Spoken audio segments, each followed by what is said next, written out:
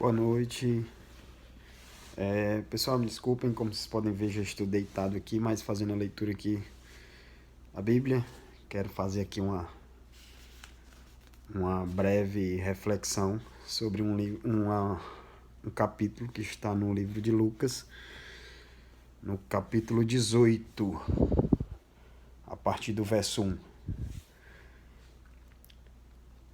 Disse Jesus uma parábola sobre o dever de orar sempre e nunca esmorecer. Havia uma certa cidade e nela havia um certo juiz, e esse juiz não temia Deus, não tinha nenhum superior absoluto a qual ele não respeitava homem algum, né? Ele achava que pelo fato de viver sem Deus, sem temor de Deus e de homem nenhum, ele era a medida de todas as coisas. Naquela mesma cidade também havia uma mulher que ia ter com esse juiz todos os dias as mesmas coisas, né? Todos os dias ela ia lá e pedia: seu juiz, por favor, julgue a minha causa, pois estou desesperada. E esse juiz, por algum tempo, não quis ouvir essa mulher. A despachava, a evitava, mandava que despachasse aquela mulher. Até que, depois de um tempo, o juiz disse consigo mesmo: já cheguei à conclusão que com essa mulher não tem jeito. Embora que eu não tema a Deus, nem respeite a homem algum, mas essa viúva me importuna. Vou julgar logo sua causa para me ver livre dessa mulher, para que ela não venha molestar de novo, repetindo a mesma coisa, repetindo sua causa. Despachá-la aí logo. Ao contar essa história, Jesus acrescentou o seguinte: vocês todos que me ouvem, considerem o que diz esse juiz iníquo. Considerem o que diz esse juiz iníquo.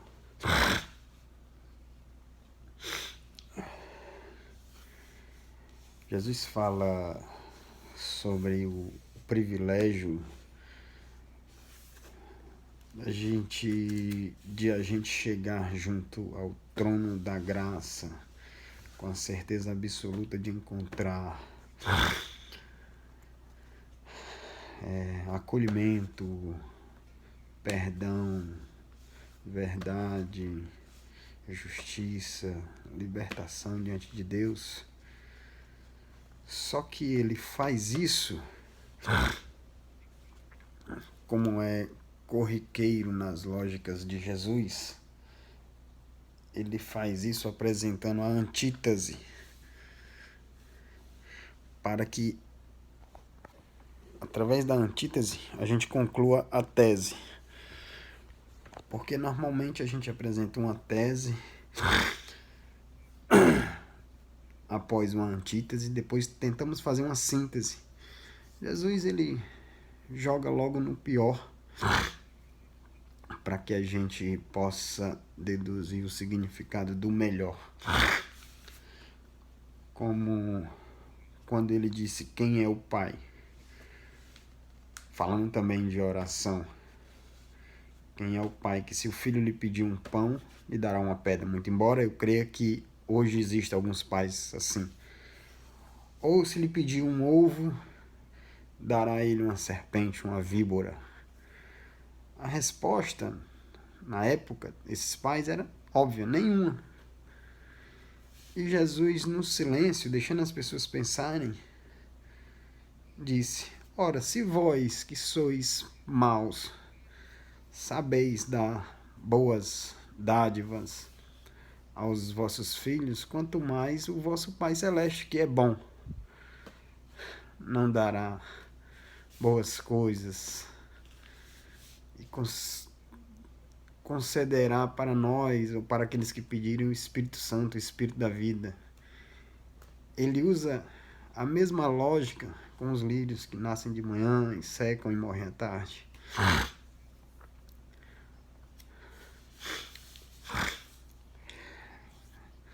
Vejam, estou pegando aqui exemplos. Vejam os passarinhos pequeninos que voam em bandos.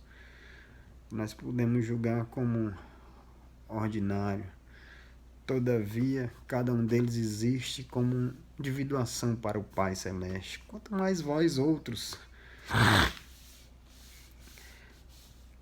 Ele está sempre indo, Cristo está sempre indo do maior para o menor. E está sempre nos ensinando: quem não for fiel no pouco não será fiel no muito. Que a gente é testado no pequeno para ser colocado sobre o grande. E assim ele usa a mesma lógica no que diz respeito sobre a antítese.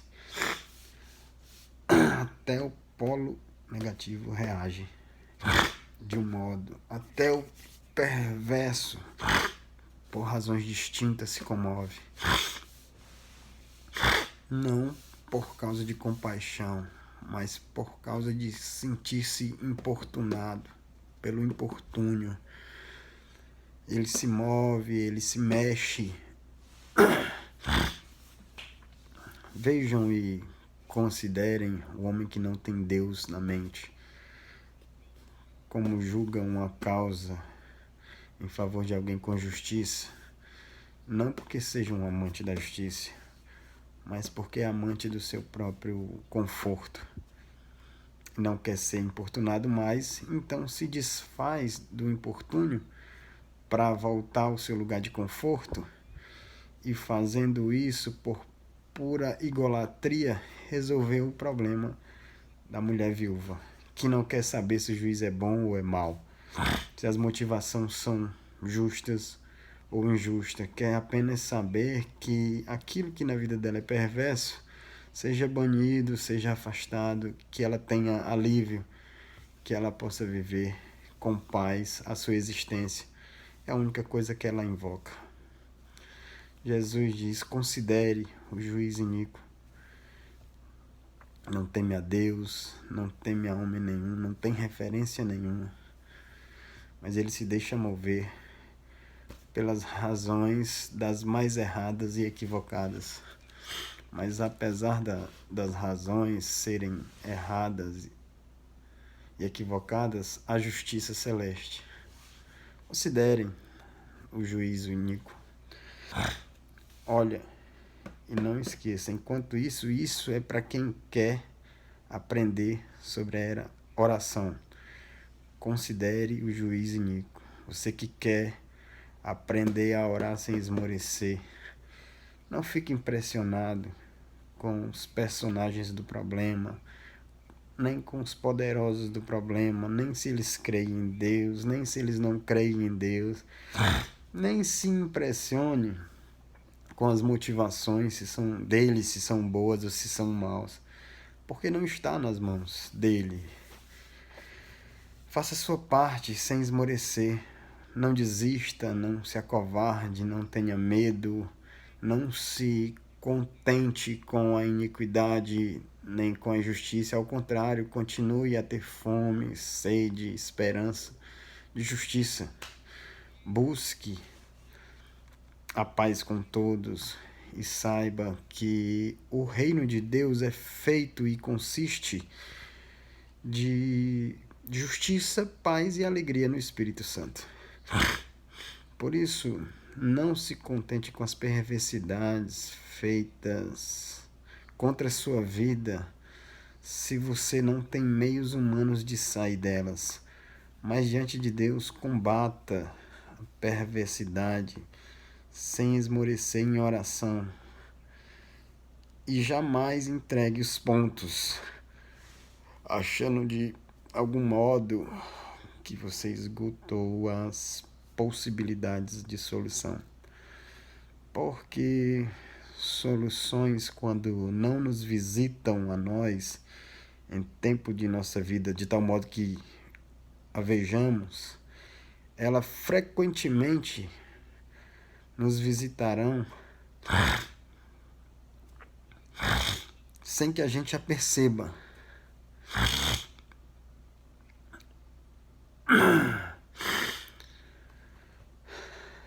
Certas orações ficarão sendo oradas na terra para sempre.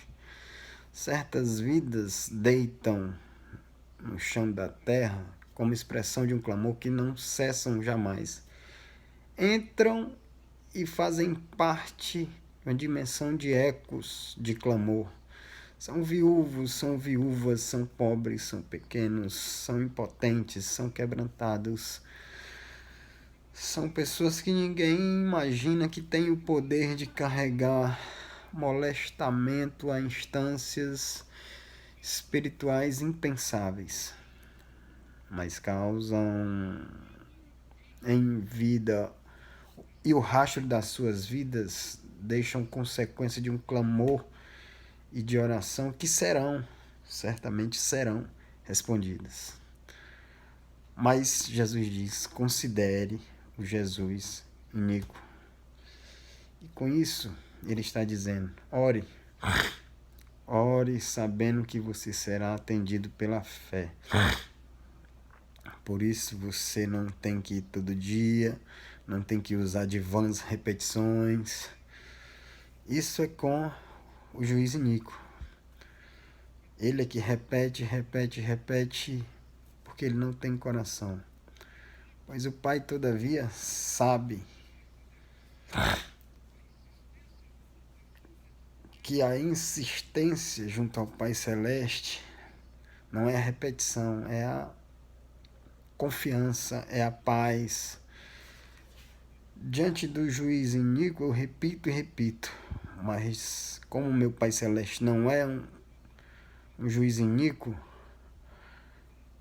eu tomo o juiz iníquo como se o poderoso perverso se dobra. Imagine o Pai Celeste que ama, compassivo, não virá o meu socorro com toda a sua misericórdia. É claro que ele virá. O juiz iníquo considere nele, e ele não ama, ele não considera homem nenhum. Nosso Pai Celeste ama a ti, ama a todos, ama até o teu inimigo e o teu adversário. Ele ama. E a vontade dele é a construção do bem. Por isso não fique preocupado com as soluções do Pai, serão as melhores. O juiz iníquo é que tem que ter as preocupações.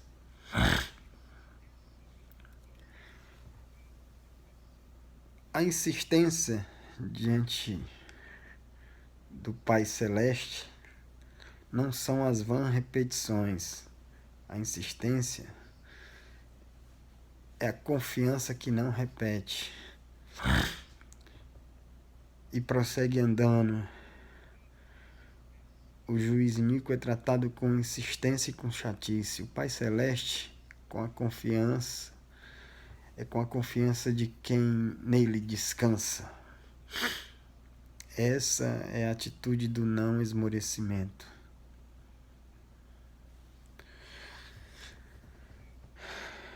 Considerai no que diz o juiz iníquo.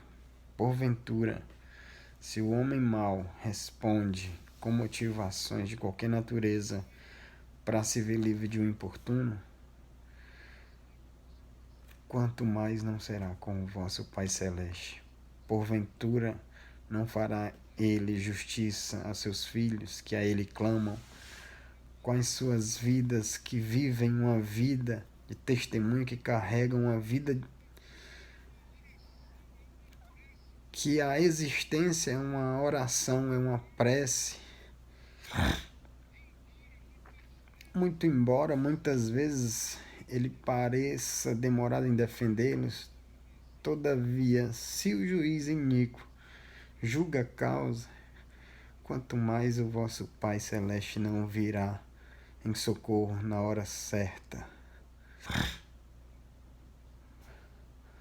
Porque para os homens o tempo é de um modo, para Deus o tempo não existe. Digo que depressa ele fará justiça. Contudo, quando vier o Filho do Homem, achará a gente com essa fé na terra? Com essa confiança, com esse descanso, com essa entrega? Jesus, ajuda, Pai, a termos entendido com simplicidade singela, Deus, nessa confiança, nesse não esmorecimento, nessa vida, Senhor, carregada de graça e amor, que existe como um clamor, sem repetição, sem paganismo repetitivos.